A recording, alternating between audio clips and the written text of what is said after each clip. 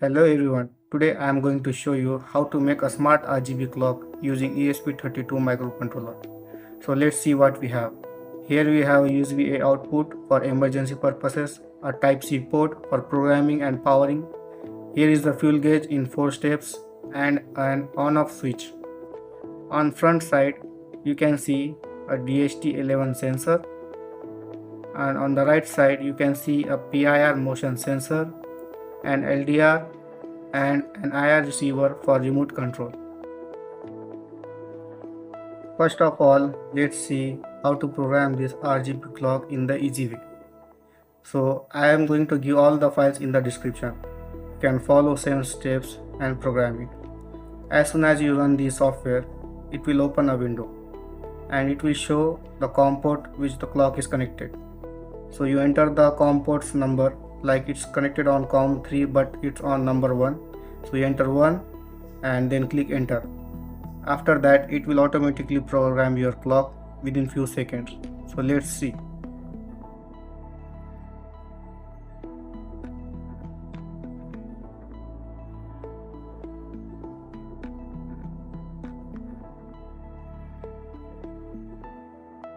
Program has been successfully uploaded into the RGB clock. Now you have to restart it. I will turn the switch off and on again and you can see it turned on, but it's showing wrong time. So let's do some settings.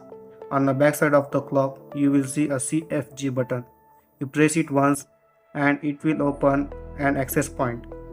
Go into your mobile Wi-Fi settings and you will see clock EF3FFB. It can be different in your case. Just connect it and it should open a web page. If it doesn't, just go to the WLED app and open the WLED app and you can see the web page. So first of all, we are going to connect the clock to the Wi-Fi. Enter the Wi-Fi credential and click on save and exit. It will close the access point mode and connect to the home router. Now connect your mobile to the same home router and open WLED app. Click on plus icon and click on Discord lights. It will show your clock here.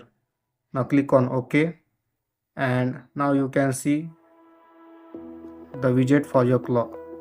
So you open and now you can do all the settings here. Like inside clock, here is the time zone. There are n number of time zones: 12-hour and 24-hour mode, auto brightness, and things you want to display like temperature, humidity, etc. and few other features which you can learn from the article. Inside the color settings, you can set solid colors or an effect. There are 10 to 12 solid colors and only one effect currently. In future, we will add more.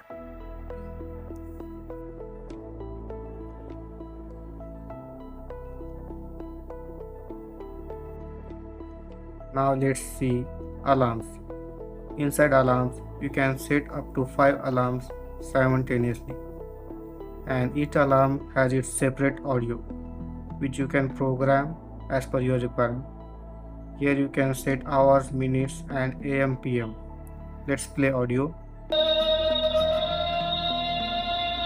and if you click save and exit, it will stop the audio and alarms are saved.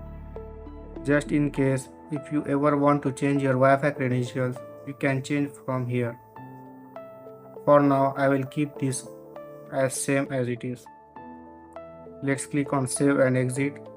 Now I will show you OTA update feature.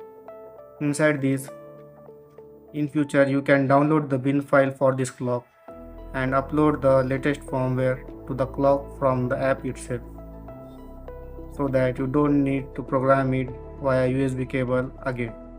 And lastly, we have a light mode and dark mode button, so you can choose as per your choice. Now let's come to the best part of this video, seeing what's inside. The whole enclosure is 3D printed and held by 5 screws. 4 screws for the back cover of the main PCB and 1 screw for the sensor PCB. So as you open these, you need to disconnect the speaker wire, and these are the leads for the buttons.